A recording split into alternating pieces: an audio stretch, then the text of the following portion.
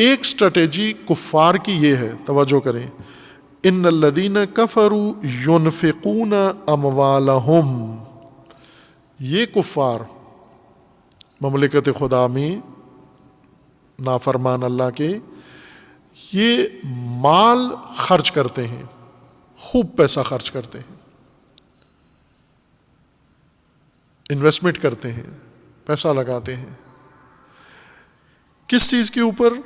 لِيَصُدُّوا عَن سَبِيلِ اللَّهِ، اللہ کی راہوں سے لوگوں کو دور رکھنے کے لیے، خدا کی راہ سے، خدا کے نظام سے، خدا کے قانون سے، اللہ کے نظام سے لوگوں کو دور رکھنے کے لیے بہت خرچ کرتے ہیں، بڑھ بڑھ کر خرچ کرتے ہیں۔ اللہ کے نظام سے دور رکھنے کے لیے ادارے بناتے ہیں، اللہ سے دور رکھنے کے لیے جماعتیں بناتے ہیں، تنظیمیں بناتے ہیں، حزبیں بناتے ہیں، ٹرسٹ بناتے ہیں، انجمنیں بناتے ہیں، انسٹیٹیوٹ بناتے ہیں، اور بہت کچھ،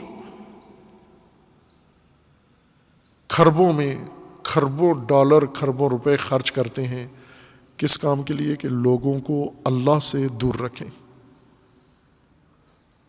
تعلیمی نظام بناتے ہیں، اور ایسے عوامی ضرورت والے شعبوں میں جہاں عوام کی ضروریات ہیں اور عوام ان شعبوں کے ذریعے سے ان کے جانسے میں آتے ہیں، وہاں پر خرچ کرتے ہیں۔ مثلاً ایک خرچہ کفار کا آپ پاکستان میں دیکھیں، یو ایس ایڈ کے نام سے ہے۔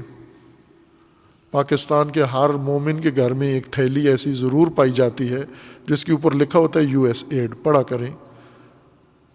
یہ جو آپ کو خیرات میں سامان ملتا ہے، افطار کے طور پہ ملتا ہے، سحری کے لیے ملتا ہے، آٹا ملتا ہے، چینی ملتی ہے، یہ سارا ان تھیلیوں ڈبوں کے اوپر اگر پڑھیں تو ایک کونے میں مہر نظر آئے گی آپ کو، بنا ہوا کسی بھی کمپنی، کسی پاکستانی کمپنی کا ہی بنا ہوتا ہے۔ ظاہر ہے ہر ملک کے اندر راشن وہیں سے خریدتے ہیں جہاں انہیں بانٹنا ہوتا ہے، لیکن اس کے کسی کونے میں ایک مہر ضرور لگی ہوتی ہے، یو ایس ایڈ، امریکی امداد۔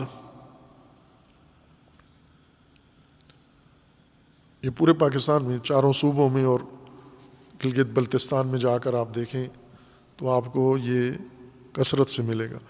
اور پھر آپ اس کا ایک تخمینہ نکالیں کہ یہ امداد کس صورت میں ملتی ہے، کتنی ملتی ہے، تو بہت بڑا ایک رقم مبلغ بنتا ہے، بہت بڑا، اربوں ڈالر میں جا کر بنتا ہے یہ امدادی رقم۔ پھر اس کے بعد مختلف این جی اوز ہیں، ایسے ادارے جو کہیں آپ کو طبی سہولت دے رہے ہیں، کہیں آپ کو کھیتی باڑی میں مدد دے رہے ہیں، کہیں آپ کو جانور خرید کے دے رہے ہیں، کہیں آپ کو امداد کے طور پر کچھ نہ کچھ کام کر رہے ہیں کسی اور حوالے سے، وہ بھی پیسہ خرچ کر رہے ہیں سارے۔ انسانیت کے ساتھ اتنی ہمدردی ہے ان کو، یہ تو نہیں بتاتے کیوں کر رہے ہیں، کس مقصد کے لیے کر رہے ہیں، کیوں، ان کو ملتا کیا ہے اس سے۔ یا اسی طرح سے مثلا لوگوں کو فکری طور پر گمراہ کرنے کے لیے انہوں نے پوری گینگز پالی ہوئی ہیں۔ جیسے آپ دیکھیں فرقہ واریت کے لیے کسی بھی ملک میں تفرقے کی آگ جلانے کے لیے، شعلے بھڑکانے کے لیے انہوں نے ایسے نیٹ ورک بنائے ہوئے ہیں، مدرسے بنائے ہیں، ان مدرسوں کو پیسہ دیا ہے، وہاں لوگ طالب علم پلے ہیں، مولوی بنے ہیں، وہ ممبروں پہ آئے ہیں، ذاکر خطیب بنے ہیں، پھر ان کے اندر بھاری رقوم تقسیم ہوئی ہیں۔ کیا کام ہے ان کا؟ دل آزاری، مسلمان کی مسلمان کے ساتھ دل آزاری، اس کے مقدسات کی توہین، اس کے مقدسات کی توہین، تاکہ ان کو آپس میں لڑائیں۔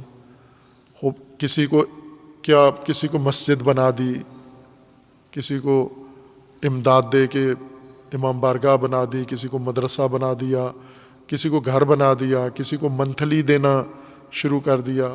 خوب یہ بھاری پیسہ ہے۔ اس پیسے کو اگر آپ دیکھیں، جیسے پاکستان کے اندر یہ ایک مثال اس کی، نہ کہ ساری مثال، سارا ماجرا اسی میں منحصر نہیں ہے. ایک مثال، ایک نمونہ اس کا کہ وہ مدارس جو امریکہ اور سعودی عرب کی مدد سے بنے ہیں پاکستان کے اندر، اور پھر انہوں نے پاکستان میں جو فرقہ واریت کی آگ جلائی، طوفان بدتمیزی اٹھا، اب یہ کفار کی انویسٹمنٹ ہے. ینفقونہا، پیسہ لگاتے ہیں اور بھرپور لگاتے ہیں. یا جیسے پاکستان کے اندر دہشت گردی ہے، دہشت گرد گروہ اور جماعتیں. ایک دہشت گرد گروہ چلانے کے لیے وہ فعال دہشت گرد گروہ ہو، ایکٹیو ہو، جو دہشت گردی کر رہا ہے، یا وہ سلیپنگ دہشت گرد گروپ ہو، ابھی خاموش ہے، ابھی متوقف ہے، کچھ کر نہیں رہا ہے لیکن اس کو بنایا ہوا ہے. ہم اندازہ نہیں کر سکتے، عام آدمی کوئی بھی اندازہ نہیں کر سکتا کہ اس قسم کا دہشت گرد گروہ بنانے کے لیے کتنا خرچہ چاہیے ہوتا ہے. کروڑوں ڈالر چاہیے ہوتے ہیں.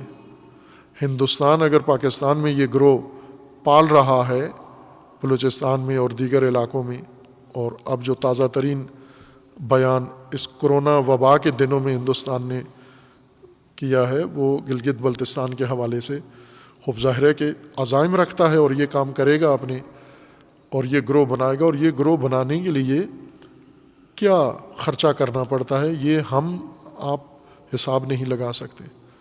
کروڑوں ڈالر خرچ کرنا پڑتے ہیں ایک ملک دوسرے ملک کے اندر جب دہشت گردی پھیلاتا ہے. اسی طرح فتنہ باز مولوی پالنے کے لیے کتنا خرچہ کرنا پڑتا ہے. MI6 کو، CIA کو، داعش بنانے کے لیے، اور القاعدہ بنانے کے لیے، طالبان بنانے کے لیے، سپاہ صحابہ بنانے کے لیے، لشکر جنگوی بنانے کے لیے. ہم تصور نہیں کر سکتے کتنا خرچہ ہوتا ہے، تصور سے باہر ہے. یہ خرچ کرتے ہیں، ینفقون، یہ سب خرچ کرتے ہیں. اور اسی طرح اور کئی مد میں خرچ کرتے ہیں. کفار کو کیا دلچسپی ہے آ کر مومنوں کے اندر اور اسلامی ممالک میں، امت اسلامیہ میں یہ خرچے اتنے بڑے بڑے کیوں کر رہے ہیں؟ ان کا ہدف ہے اور بہت بڑا ہے. کس لیے خرچ کرتے ہیں؟ ان الذین کفروا، یہ کفار جماعت گروہ، ینفقون اموالہم، یہ اپنا مال خرچ کرتے ہیں، لیصدوا عن سبیل اللہ، تاکہ اللہ کی راہ سے لوگوں کو روکیں، دور کریں. اللہ سے دور کرنے کے لیے یہ سارے خرچے ہیں، راہ خدا سے ان کو ہٹانے کے لیے. آپ، یہ طالب علمانہ ایک موضوع ہے، تحقیقاتی موضوع. پاکستانی طلباء اگر اس سوشل میڈیا کے زمانے میں، معلوم نہیں کوئی اس کو مہلت ملتی ہے نہیں ملتی ہے، لیکن اگر ملے تو یہ کام کر سکتے ہیں آپ، یا کسی اور ملک کے طلباء بھی کر سکتے ہیں جو اس آفت سے محفوظ ہیں. ابھی تو اس نالی میں سارے کودے ہوئے ہیں اور اس کے اندر مست ہیں اور بڑے فعال ہیں، وقت ہی نہیں ہے ان کے پاس، نہ اپنی تعلیم کے لیے، نہ تربیت کے لیے، نہ روزے اور نہ رمضان کے لیے. لیکن کسی وقت کسی ایک کو شاید مل جائے موقع ایسا استثناءً. ایک موضوع آپ ضرور تحقیق کریں، مطالعہ کر کے، ایسے تک بندی نہ کریں، مطالعہ کریں. اس مطالعہ کے لیے آپ کو مختلف ممالک کا سفر کرنا پڑے گا، مختلف مسالک کے اندر جانا پڑے گا، مختلف سرزمینوں میں جانا پڑے گا. ایک میدانی تحقیق ہے یہ. اس تحقیق کے بعد آپ یہ کہیں کہ انقلاب اسلامی کے بعد اب جو آپ دیکھ رہے ہیں کہ امریکہ نے انقلاب اسلامی کا 40 سال سے سخت محاصرہ کیا ہوا ہے، شدید ترین محاصرہ، ہر طرح کی بندش کی ہوئی ہے.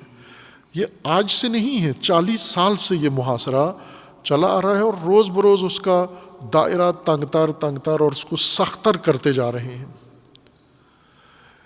کتنا پیسہ امریکہ نے، مغربی ممالک نے، نیٹو نے اور عربی ممالک نے خرچ کیا ہے انقلاب اسلامی سے مسلمانوں کو دور کرنے کے لیے،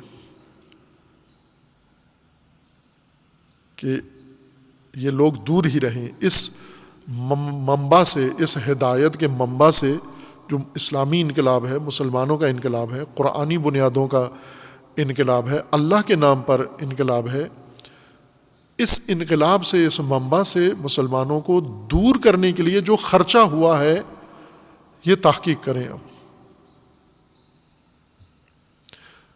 پاکستان کے بجٹ سے زیادہ سالانہ خرچہ اس کام پر ہوا، اتنا ہمارا ملک کا بجٹ نہیں ہے۔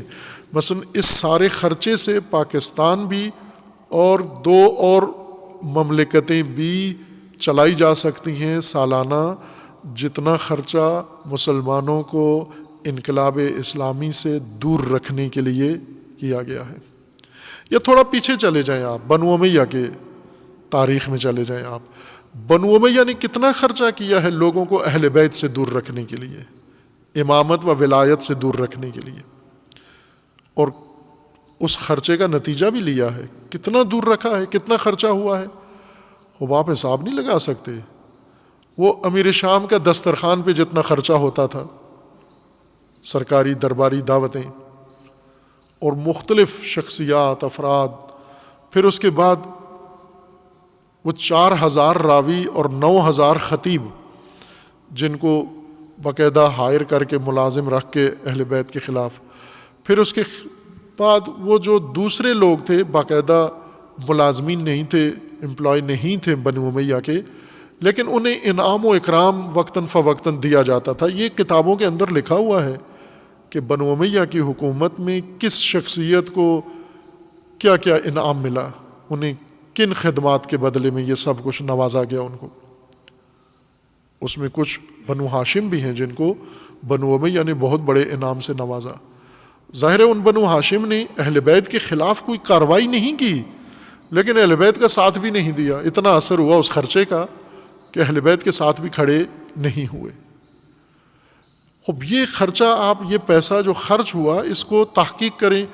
یہی جو تاریخ کی کتابیں ہیں ان میں بہت کچھ لکھا ہوا ہے ابھی بھی، باوجود اس کے کہ بنو امیہ نے خود وہ تاریخ لکھوائی ہے، پھر بھی بہت کچھ اس میں لکھا ہوا ہے، وہ سارا آپ دیکھیں۔ پھر بنو عباس نے کتنا خرچہ کیا، دوسروں نے کتنا خرچہ کیا، آج کتنا خرچہ ہو رہا ہے اس بات پر جو قرآن فرما رہے ان الذین کفروا ينفقون اموالهم لیصدوا عن سبیل اللہ، اللہ کی راہ سے لوگوں کو دور رکھنے کے لیے انفاق کرتے ہیں کفار، بھرپور انفاق کرتے ہیں، خرچ کرتے ہیں، پیسہ لگاتے ہیں۔ اللہ کی راہ پر لانے کے لیے اتنا خرچہ نہیں ہوا جتنا اللہ کی راہ سے دور رکھنے کے لیے لوگوں کو خرچہ ہوا ہے۔ تو اس خرچے کا نتیجہ تو نکلتا ہے نا، وہ پیسہ بولتا ہے، تاریخ میں بھی وہ پیسہ بولتا رہا ہے، آج بھی بولتا رہا ہے۔ امام حسین علیہ السلام کو قتل کرنے کے لیے بنو امیہ نے کیا چیز سے، کس سے استفادہ کیا؟ پیسے سے خرچہ کیا انہوں نے۔ رہبر مسلمین، امام مسلمین کو، نواسہ رسول کو شہید کرنے کے لیے بھرپور پیسہ لگایا اور خزانوں کے منہ کھولے، اور وہی جو کل تک امام حسین علیہ السلام کو دعوت دے رہے تھے کہ آپ آئیے، وہی آئے قتل کرنے کے لیے، انہی نے قتل کیا۔ کس وجہ سے؟ انفاق کیا بنو امیہ نے۔ کافروں کی اسٹریٹجی ہے کہ پیسہ خرچ کر کے لوگوں کو اللہ کی راہ سے روکو۔ وہ روک سکتے ہیں لوگ، بھلے روک سکتے ہیں۔ امام حسین علیہ السلام فرماتے ہیں کہ الناس عبید الدنیا، لوگ دنیا کے بندے ہیں، لوگ پیسے کے بندے ہیں، دنیا کے بندے کرتے ہیں جو کرائیں ان سے کرنے کے لیے تیار ہیں۔ کس کو قتل کروانا ہے؟ رسول اللہ کو کروانا ہے، آل رسول کو کروانا ہے، نواسہ رسول کو کرانا ہے، دین رسول کو کرانا ہے، کتاب رسول کو کرانا ہے۔ کس کو؟ آپ نے آپ صرف پیسہ دو اور ٹارگٹ بتاؤ کرنا کیا ہے۔ امت رسول توڑنی ہے، تفرقہ ڈالنا ہے۔ آج انقلاب اسلامی سے لوگوں کو دور رکھنے کے لیے کتنا پیسہ خرچ ہو رہا ہے۔ یہ ایک آپ کے زمانے کی حقیقت ہے، اس کو تحقیق کریں آپ، اس کو ہر ملک میں جا کر، اور اپنے اپنے ملک میں کم از کم کر سکتے ہو، اگر دوسرے ممالک میں جانا مشکل ہے تو اپنے ملک میں دیکھو کہ کتنا خرچہ ہوا ہے اللہ کی راہ سے لوگوں کو دور رکھنے کے لیے. یہ انقلاب اللہ کا راستہ ہے. اللہ کے راستے کا مصداق ہر زمانے میں رہا ہے, کچھ نہ کچھ تو رہا ہے نا. اللہ کا راستہ محو تو نہیں ہوا, آج بھی اللہ کا راستہ ہے. وہ کہاں ہے؟ اس کی زمینی علامتیں کیا ہیں, نشانیاں کہاں ہیں اللہ کا راستہ؟ مثلا پاکستان میں اس وقت اللہ کا راستہ اگر کسی نے تشخیص دینا ہو تو کہاں ہے؟ اس کی زمینی علامتیں کیا ہیں, کہاں ہیں؟ اس راستے سے دور رکھنے کے لیے کتنا خرچہ کفار کریں گے, مختلف شکلوں میں, مختلف صورتوں میں, مختلف عناوین سے. خرچے کے بغیر تو نہیں ہوتا. خرچے کے بغیر اللہ کی راہ سے دور نہیں ہوتے لوگ. خرچہ کریں گے, لوگوں کی کمزوری ہے, ان کو خرچہ ملے یہ سب کچھ کرتے ہیں, راشن ملے جو مرضی ہے کرا لو ان سے.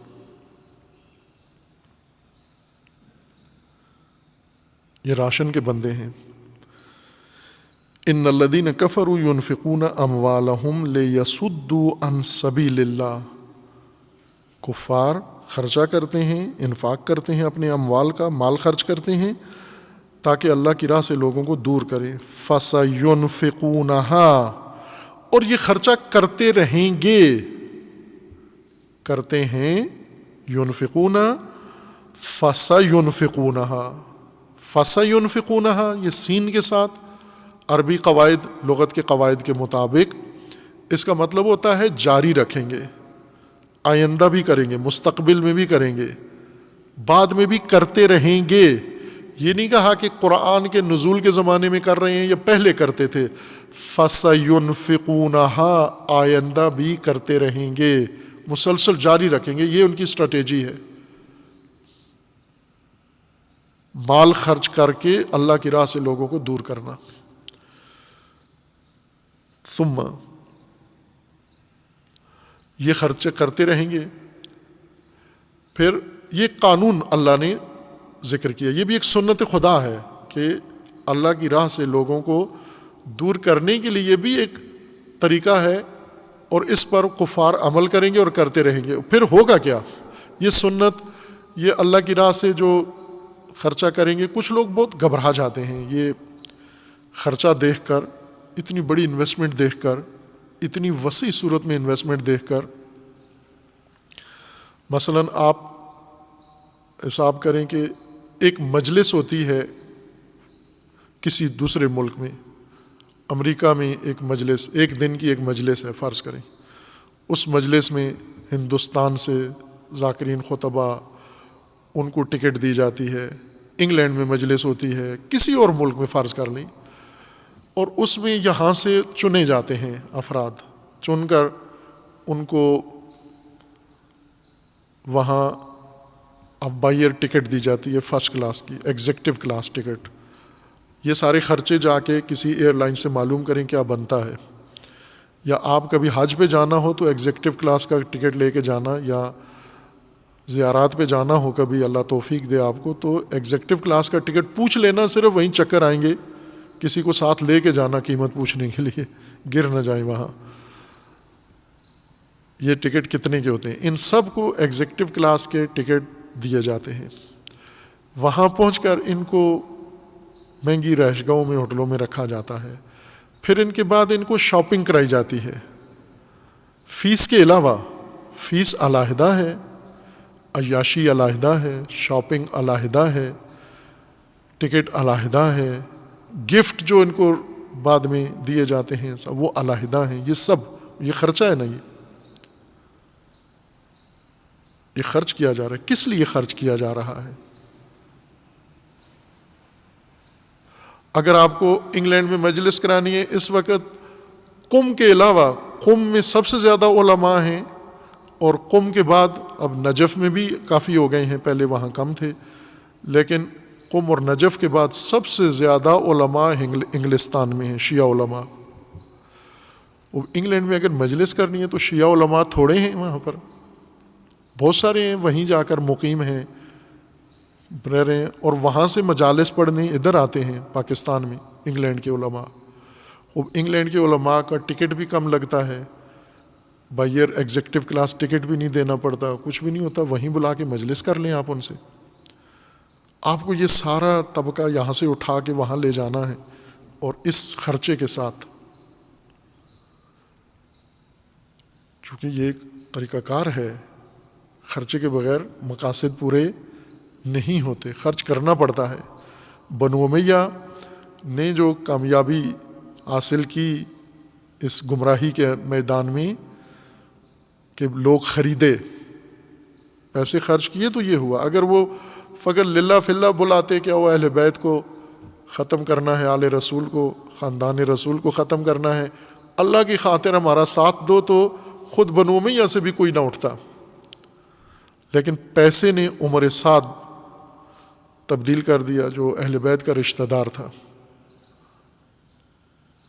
پیسے نے شمر تبدیل کر دیا، پیسے نے خولی تبدیل کر دیا۔ یہ بہت سارے تھے، یہ پہلے اہل بیت کے ساتھ تھے۔ شمر پہلے اہل بیت کے ساتھ تھا، امیر المومنین کا جرنیل تھا۔ جنگ صفین میں شمر امیر المومنین کے ساتھ تھا، امیر المومنین کی ایک دستے کا سالار بھی تھا، اور جنگ صفین میں زخمی بھی ہوا۔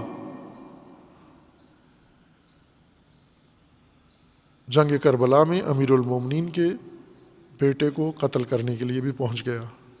خرچہ کریں تو امیر المومنین کی فوج سے کاٹ کے امیر المومنین کے بچے ذبح کروائے جا سکتے ہیں۔ خرچہ اتنی تاثیر رکھتا ہے انسانوں کے اوپر، پیسہ اتنی تاثیر رکھتا ہے انسانوں کے اوپر۔ انقلاب کی مخالفت کرنا، ولایت فقیہ کی مخالفت کرنا خرچے سے، یہ آپ سمجھتے ہو بعید بات ہے؟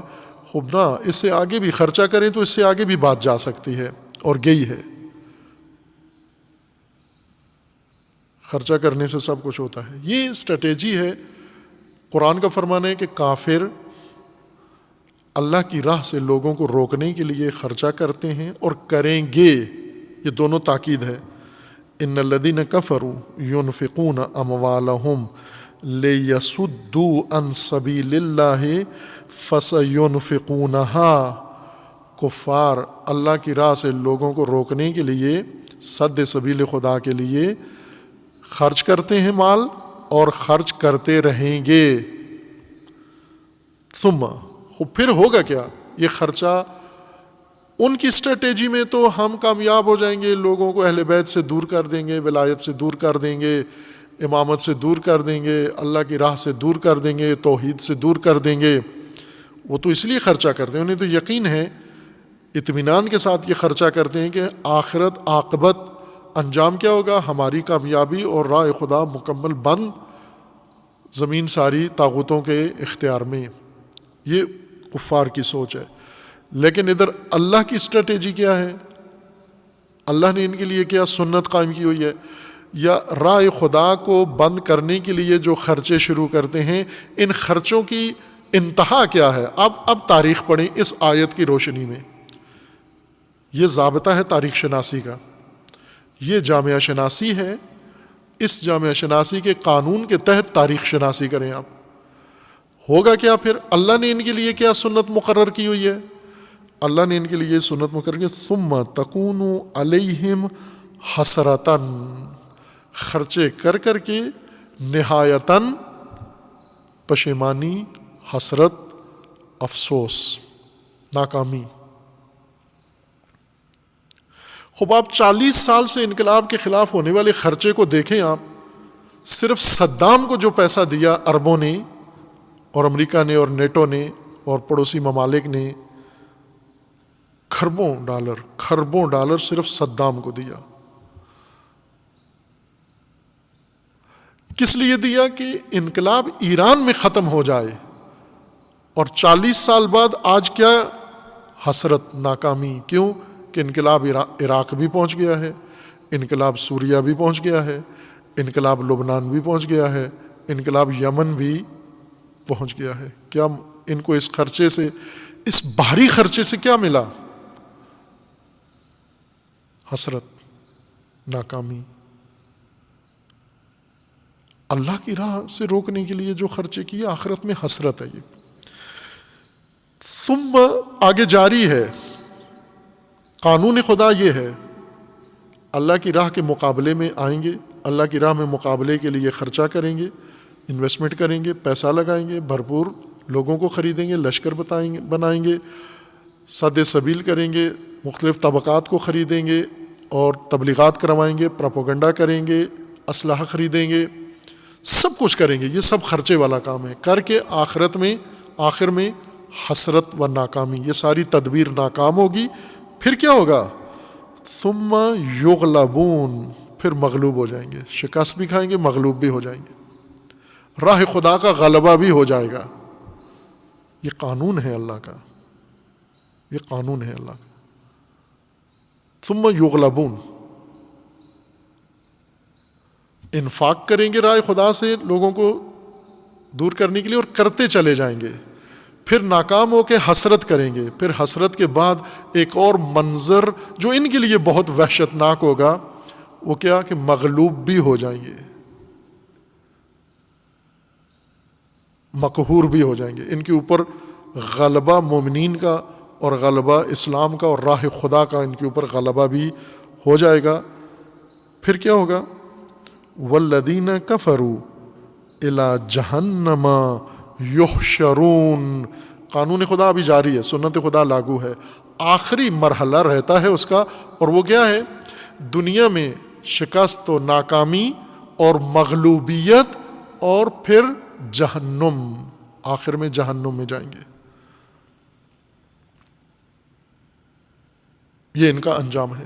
یہ وعدہ خدا ہے، یہ سنت خدا ہے، یہ قانون خدا ہے، یہ اللہ کا قانون ہے. سورہ انفال آیا 36 کے اندر. خوب یہ جو کچھ ہو رہا ہے، اور اللہ نے ان کو موقع بھی دیا ہے. بعضوں کو خدا موقع دیتا ہے. اب اس سے پہلے والی آیات ہیں، وہ بھی خوبصورت ہیں جو اسی سے مربوط ہیں.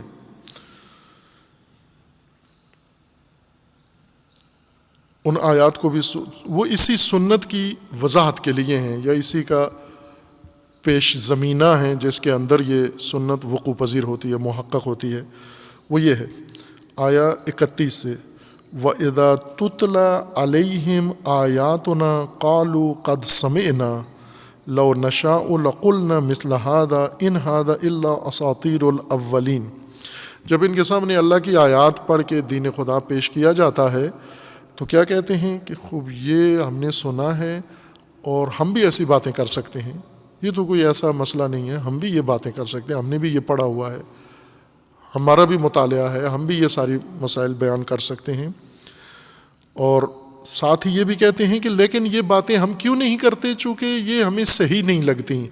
کر سکتے ہیں ہم بھی ایسی باتیں، لیکن یہ اساطیر الاولین ہیں، یہ خیالی باتیں ہیں، یہ کہانیاں ہیں، قصے ہیں، یہ حقیقتیں نہیں ہیں، اس وجہ سے ہم نہیں کرتے.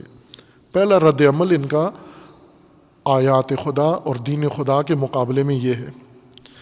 وَإِذْ قَالُوا اللَّهُمَّ إِنْ كَانَ هَذَا هُوَ الْحَقُّ مِنْ عِنْدِكَ فَأَمْطِرْ عَلَيْنَا حِجَارَةً مِنَ السَّمَاءِ أَوْ ائْتِنَا بِعَذَابٍ أَلِيمٍ.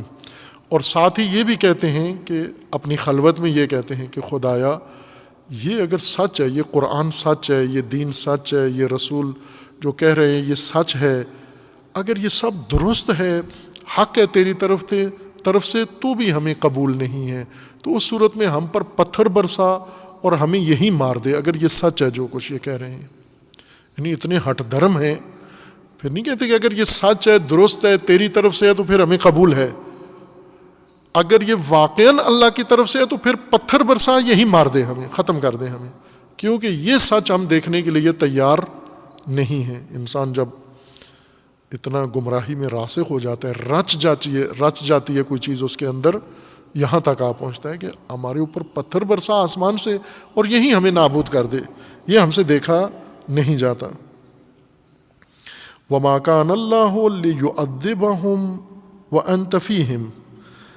جب تک اے رسول آپ ہیں ان کے درمیان، اللہ ان کو عذاب نہیں کرے گا. آپ کی موجودگی رکاوٹ ہے. کہہ تو رہے ہیں، یہ مطالبہ تو کر رہے ہیں عذاب کا کہ اگر یہ رسول سچا ہے، اگر یہ رسول درست ہیں، اگر یہ رسول حق ہیں، تو پھر اگر یہ قرآن حق ہے، یہ آیات ٹھیک ہیں، تو پھر ہم پہ پتھر برسا دے، ہمیں یہیں پہ مار دے. لیکن اللہ ان پر ابھی یہ عذاب نازل نہیں کرے گا کیونکہ آپ ابھی ان کے اندر ہیں، آپ کی موجودیت ان کو بچائے ہوئے ہے۔ وما کان اللہ معذبہم وہم یستغفرون، اگر یہ استغفار کر لیں تو خدا بعد میں بھی انہیں عذاب نہیں کرے گا، اگر یہ باز آ جائیں توبہ کر لیں۔ وما لہم اللہ یعذبہم اللہ وہم یصدون عن المسجد الحرام، اور کیوں بھلا اللہ ان کو عذاب نہ کرے، ہمیشہ کے لیے کیوں عذاب ان سے ٹال دے؟ کرے گا، اللہ کرے گا ان کو عذاب، جب یہ مسجد الحرام سے لوگوں کو روکتے ہیں۔ وما کانوا اولیاؤہ ان اولیاؤہ الا المتقون، یہ جو اللہ کے نمائندے بنے ہوئے، اللہ کے ولی بنے ہوئے ہیں، دین کے ٹھیکیدار بنے ہوئے ہیں، یہ تو نہیں ہیں اللہ کے اولیاء۔ اللہ کے اولیاء با تقوی لوگ ہیں، نہ یہ طبقہ، نہ یہ قریش، نہ یہ پیشہ ور، نہ یہ گمراہ لوگ۔ اللہ کے اولیاء با تقوی لوگ ہیں۔ ولیکن اکثرہم لا یعلمون، لیکن اکثریت لا علم ہے، اکثریت بے خبر ہیں، وہ نہیں سمجھتے۔ وما کان صلاتہم عند البیت الا مکاء وتصدیہ، نماز پڑھتے ہیں، نماز ان کی کیا ہے؟ مسجد الحرام کے گرد جا کر نماز پڑھتے ہیں، کیا نماز پڑھتے ہیں؟ بھنگڑا، تالیاں بجاتے ہیں، غل گپاڑا کرتے ہیں، شور کرتے ہیں، نمازیوں کو مسجد میں آنے سے روکنے کے لیے۔ انہوں نے خود سے ایک نماز بنائی ہوئی ہے۔ صلات کیا ہے؟ تالی، بھنگڑا، ناچ، ڈانس، گانا، غل گپاڑا، شور اور رکاوٹیں، ممانعت۔ فذوقوا العذاب بما کنتم تکفرون، اب جو کچھ تم نے کیا ہے اس کی سزا چکھو تم۔ اس کے بعد ہے ان الذین کفروا ينفقون اموالهم لیصدوا عن سبیل اللہ، یہ اللہ کی سنت ہے، یہ اللہ کا قانون ہے کہ جو بھی اللہ کے دین کے مقابلے میں آئے گا، پیسہ خرچ کرے گا، لوگوں کو روکنے کی کوشش کرے گا، آخرت میں ناکام ہوگا، لیکن اللہ اسے مہلت دے گا، مہلت ضرور ملے گی۔ یعنی یہ غل گپاڑا کرنے دو اے رسول ان کو، کیونکہ ابھی آپ ہیں ان کے اندر، جب تک آپ ہیں ان کے اندر کچھ ہوگا نہیں ان کو، لیکن یوں نہیں ہے کہ انہیں کبھی بھی کچھ نہیں ہوگا۔ وما لہم اللہ یعذبہم اللہ، بھلا کیوں خدا ان کو عذاب نہ کرے جبکہ انہوں نے عذاب کا نصاب پورا کر لیا ہے۔ جب نصاب پورا ہے تو عذاب ہوگا ان کو، اب بھی نہیں ہوگا کیونکہ ابھی آپ ان کے اندر موجود ہیں۔ اور یہ مہلت ہے اللہ کی۔ بس اللہ کا قانون یہ ہے کہ جب یہ رائے خدا سے روکیں گے، پیسے خرچ کریں گے اور پھر ناکام ہوں گے، حسرت کریں گے، پھر مغلوب ہوں گے اور پھر جہنم میں جائیں گے۔ یہ طریقہ ہے، یہ قانون ہے، یہ سنت خدا ہے جو درجہ بے درجہ، قدم بے قدم عملی ہوگی۔ اب اگلی آیت میں ہے لِيَمِيزَ اللَّهُ الْخَبِيثَ مِنَ الطَّيِّبِ، یہ مہلت خدا ان کو کیوں دیتا ہے؟ مثلا پہلے دن جب یہ راہ خدا روکنے آئے ہیں، پیسہ خرچ کرنے آئے ہیں، وہیں پر ان کو نابود کر دیا جائے، وہیں انہیں ناکام بنا دیا جائے۔ جب یہ سارا سسٹم گمراہی کا بنا رہے ہیں، نیٹ ورک بنا رہے ہیں، اللہ نے فرمایا کہ نہ، قانون خدا اور ہے، ان کو نابود کرنے کے لیے، ذلیل رسوا کرنے کے لیے اللہ کا قانون اور ہے، وہ خوبصورت قانون ہے۔ لِيَمِيزَ اللَّهُ الْخَبِيثَ مِنَ الطَّيِّبِ وَيَجْعَلَ الْخَبِيثَ بَعْضَهُ عَلَى بَعْضٍ فَيَرْقُمَهُ، بہت ہی خوبصورت آیات میں سے ہے کہ اللہ نے کرنا یہ کہ چونکہ ابھی مخلوط ہیں، ابھی خبیث اور طیب ملے جلے ہیں، پتہ نہیں چل رہا، کچھ ایسے طیب ہیں جو ان کے اندر ہیں اور کچھ ایسے خبیث ہیں جو ملے ہوئے ہیں آپس میں۔ وہ ہوتا ہے جب ایک ایسی غفلت کی زندگی میں کھرا کھوٹا مل جاتے ہیں آپس میں، نیک بد اکٹھے ہو جاتے ہیں۔ خاندانوں میں ایک ہی خاندان کے اندر دونوں کردار موجود ہوتے ہیں، خبیث بھی اسی گھر میں ہے، طیب بھی اسی گھر میں ہے۔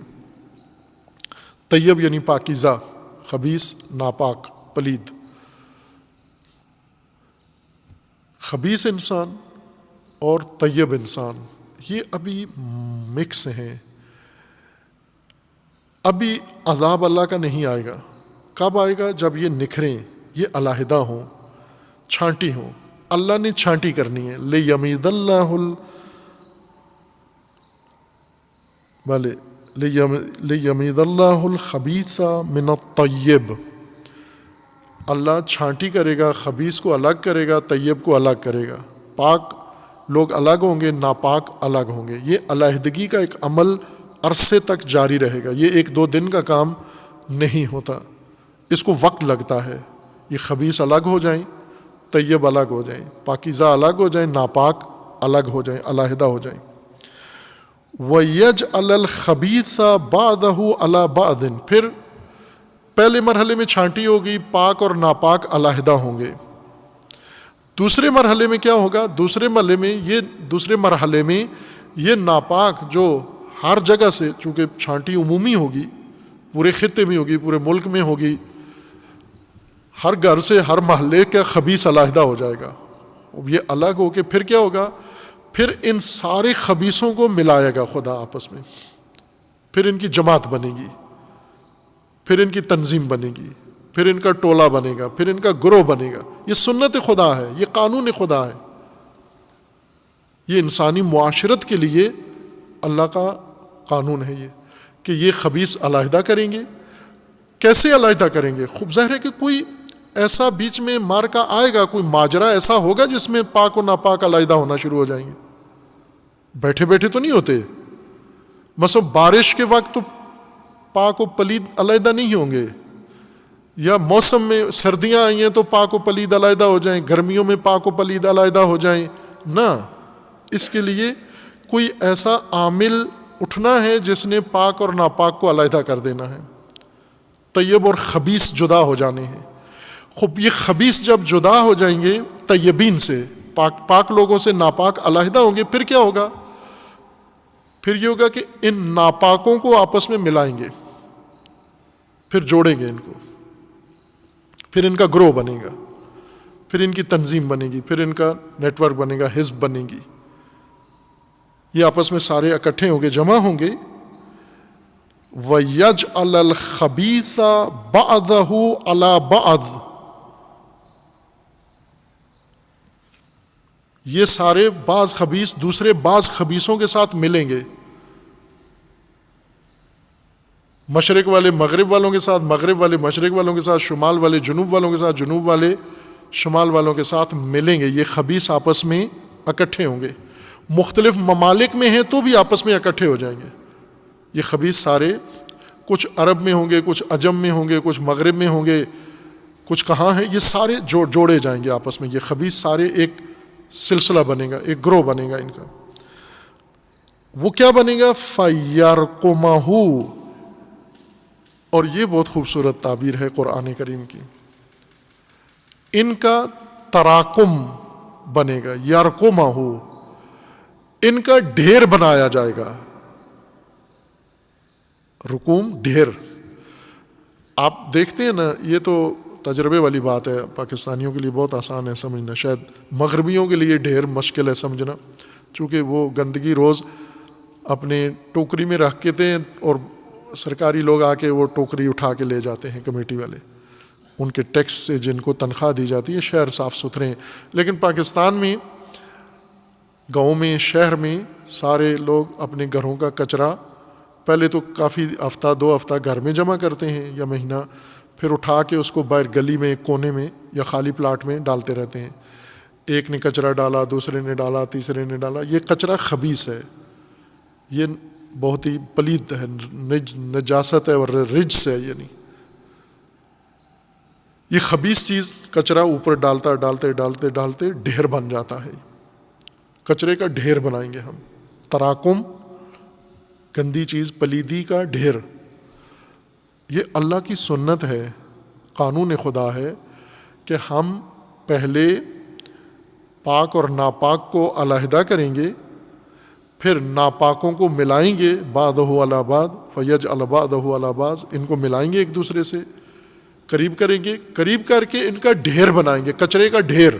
یہ پارٹی ڈھیر ہے کچرے کی، خبیثوں کی پارٹی، گروہ خبیثین، یہ کچرے کا ڈھیر ہے، تراکم ہے، اور اس کو جمع کریں گے جمیعاً، ڈھیر سارا اکٹھا کر کے پھر کیا کریں گے؟ پھر اللہ نے کیا کرنا ہے اس ڈھیر کو؟ فَيَجْعَلَهُ فِي جَهَنَّمَ، اس ڈھیر کو ایک ہی دفعہ اٹھا کے واصل جہنم کر دیں گے، دنیا میں بھی اور آخرت میں بھی، دو جہنم ان کے لیے ہیں۔ اولئک هم الخاسرون، یہ ہیں اصل خسارے والے لوگ، یہ ہیں دیوالیہ لوگ، یہ ہیں برباد لوگ، تباہ لوگ، یہ ہیں در حقیقت وہ جنہیں خداوند تبارک و تعالیٰ نے نابود کر دینا ہے۔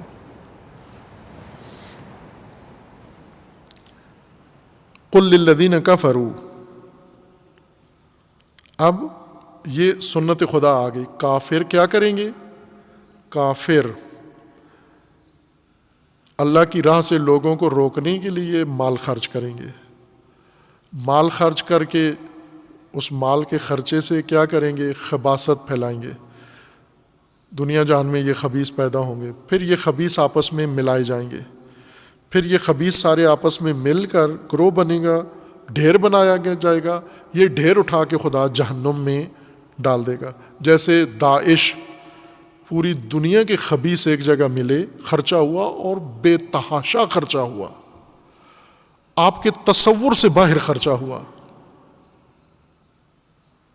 اتنا سعودی عرب نے اپنے ملک پہ خرچہ نہیں کیا جتنا داعش پہ خرچہ کیا، اتنا کویت، قطر نے اور ترکی نے اپنے اپنے ممالک پر، اپنی قوموں پر خرچہ نہیں کیا جتنا اس کچرے کے ڈھیر بنانے پہ خرچہ کیا، بھرپور خرچہ کیا، اور اللہ نے بن نہیں دیا کہ بناؤ، اکٹھے کرو، مشرق سے اکٹھے کیے، فرانس سے بلائے، برطانیہ سے بلائے، امریکہ سے بلائے، کینیڈا سے بلائے، بنگلہ دیش سے، پاکستان سے، پوری دنیا سے یہ کچرا عرب عجم سے اکٹھا ہوا، اکٹھا ہو کے پھر بعضہ علی بعض، پھر خدا نے ان کو جمع کیا، جمع کر کے پھر کیا کیا؟ سب کو خدا نے اس ڈھیر کو واصل جہنم کر دیا۔ یہ اللہ کی سنت ہے، یہ قانون خدا ہے۔ خبیثوں کو زمین پر اللہ نے بس اتنی ہی مہلت دینی ہے۔ یہ کفار کا بنایا ہوا نظام کس طرح سے اللہ نے نابود کر دیا ہے۔ قل للذین کفروا، اب کافروں سے، یہی جو راہ خدا کے دین کے خلاف پیسہ خرچ کر کے راہ خدا روکنے میں لگے ہوئے ہیں، ان کو کہہ دیں کہ باز آ جائیں، ان ینتہوا، اگر یہ رک جائیں، باز آ جائیں، یغفر لہم ما قد سلف، یہ جو کچھ پہلے کر رہے تھے معاف ہو جائے گا اگر رک جائیں اس کام سے، جس طرح رسول اللہ صلی اللہ علیہ وآلہ وسلم نے کیا، پھر کفار سے کیا، رک جاؤ، جو رک گئے ان کو سابقہ گناہوں پہ سزا نہیں دی، جبکہ وہ بہت بڑے مجرم تھے، ان کی سزائیں معاف کر دیں۔ وَإِن يَعُودُوا، اور اگر پھر پلٹ آئے، یعنی ایک دفعہ جھانسا دینے کے لیے کہہ دیں کہ ہم رک گئے اب نہیں کریں گے، لیکن پھر پلٹ کر آ جائیں، اس صورت میں فَقَدْ مَضَتْ سُنَّتُ الْأَوَّلِينَ، اس صورت میں پھر یہ جان لیں کہ سنت الاولین، یعنی وہ قانون جو تم سے پہلے والوں پر لاگو ہوا ہے، جو تم سے پہلے والوں کے اوپر اللہ نے نافذ کیا ہے قانون، اسی قانون کے مطابق تمہارے ساتھ بھی برتاؤ ہوگا۔ فقد مضت سنت الاولین، وہی اولین والا، یعنی پھر صفحہ ہستی سے محو کرنا، جو عاد و سمود کے ساتھ ہوا، جو قوم نوح کے ساتھ ہوا، جو قوم لوط کے ساتھ ہوا، جو دیگر فرعون کے ساتھ ہوا، فرعون کے آل کے ساتھ ہوا، وہی تمہارے ساتھ بھی ہوگا اگر تم باز نہ آئے۔ ایسے میں پھر کس طرح سے ہوگا، یعنی اللہ ان کا صفایا کیسے کرے گا؟ بات یہیں پہ ختم نہیں ہوئی۔ سنت خدا کے لیے اب نفاذ سنت خدا کے لیے بیچ میں انسان صرف تماشائی نہیں ہے مومن، کہ اللہ اور کافروں کی جنگ ہے اور مومن یہاں پر بیٹھا ہوا سکور کرے گا کہ کافروں نے کیا کیا اور اللہ نے کیا کیا، نہ، مومن ہی اللہ کی سنت کا مجری ہے، مومن کے ذریعے اللہ نے یہ سنت جاری کرنی ہے۔ کس طرح سے ہوگا؟ وَقَاتِلُوهُمْ حَتَّى لَا تَكُونَ فِتْنَةٌ، پھر مومنین میدان میں اللہ اتارے گا جو ان کے ساتھ پیکار کریں گے، قتال کریں گے، تاکہ یہ فتنہ نہ بنے، ان کو فتنہ بننے سے پہلے پہلے ختم کر دینا ہے۔ قَاتِلُوهُمْ حَتَّى لَا تَكُونَ فِتْنَةٌ وَيَكُونَ الدِّينُ كُلُّهُ لِلَّهِ، اور دین سارا اللہ کا دین ہو جائے۔ فَإِنْ انتهوا فَإِنَّ اللَّهَ بِمَا يَعْمَلُونَ بَصِيرٌ، اگر یہ رک گئے، مومن جب ان کے مقابلے میں آئیں گے، میدان میں آئیں گے، تو اگر یہ رک گئے، خوب خدا پھر ان کو معاف کر دے گا، چونکہ خدا بصیر ہے۔ وَإِن تَوَلَّوْا فَاعْلَمُوا أَنَّ اللَّهَ مَوْلَاكُمْ نِعْمَ الْمَوْلَى وَنِعْمَ النَّصِيرُ، اور اگر یہ باز نہ آئے اور پھر بھی یہ اللہ کے دین کے خلاف یہ حرکات جاری رکھیں، تو پھر مومنو تم جان لو کہ تمہارا مولا اللہ ہے، اور اللہ نعم المولا و نعم النصیر، وہ بہترین مولا ولی تمہارا اور بہترین ناصر و حامی و مددگار ہے تمہارا۔ پھر اللہ تمہارے ساتھ ہے، اللہ تمہارا حامی ہے، اللہ تمہارا مددگار ہے۔ پھر اللہ پہ بھروسہ کر کے اور اللہ کی ولایت کی خاطر پھر ان کو صفحہ ہستی سے ختم کرنا ہے تم نے۔ اگر یہ بار بار تکرار کرتے رہے، پھر اسی جرم کی طرف واپس آتے رہے، پھر مومنین کو اللہ تعالیٰ نے ایک طرح سے دوسرے لفظوں میں آزاد مفہوم بیان کریں، یعنی فری ہینڈ دے دیا کہ پھر کیا کرو، پھر اللہ تمہارا حامی ہے، اللہ مولا ہے اور اللہ تمہارا ناصر ہے، حامی ہے، پھر آپ جانتے ہو کیا کرنا ہے۔ یہ وہی نقطہ ہے جو رہبر معظم نے کچھ عرصہ پہلے بیان فرمایا تھا، جب ایران میں اسی طرح کے فتنے اندر ملک کے اندر عربوں کی دخالت سے اور بہت سارے جیسے نفوذی داخل ہو رہے تھے، عربی پیسہ بے تحاشا ایران کے اندر تقسیم ہو رہا تھا، سعودی پیسہ، اور امریکہ پابندیاں ایک طرف سے لگا کے اور دباؤ ایک طرف سے ڈال کے، اور ملک کے اندر افراتفری۔ یاد ہوگا آپ کو، 1-2 سال پہلے کی بات ہے کہ جگہ جگہ ہر چوک پہ مظاہرے شروع کروا رہے تھے، ہر جگہ پر کوئی مشکلات کھڑی کر رہے تھے۔ تو اس موقع پر رہبر معظم نے انقلابی جوانوں کو ایک فارمولہ فرمان دیا، اور وہ کیا تھا؟ آتش بے اختیار، اصطلاح ہے فارسی کی کہ اس صورت میں تم آتش بے اختیار ہو۔ آتش سے مراد یعنی یہ جنگی ایک قانون ہے یا جنگی اصطلاح ہے، جنگ کے اندر سپاہی کو فائر کھولنے کی اجازت نہیں ہوتی۔ فائر کا اختیار، فائرنگ کا اختیار کہ کب توپ کا فائر کرنا ہے، ٹینک کا فائر کرنا ہے، میزائل کا فائر کرنا ہے، بندوق کا فائر کھولنا ہے، یہ سپاہی کو اختیار نہیں ہوتا، یہ کمانڈر کے پاس ہوتا ہے، مرکزی کمانڈ کے پاس ہوتا ہے۔ وہ باقاعدہ ان کو حکم دیتے ہیں کہ فائر کھولو، یہ فائر کھولتے ہیں، یعنی فائرنگ کا اختیار کمانڈر کے پاس ہوتا ہے۔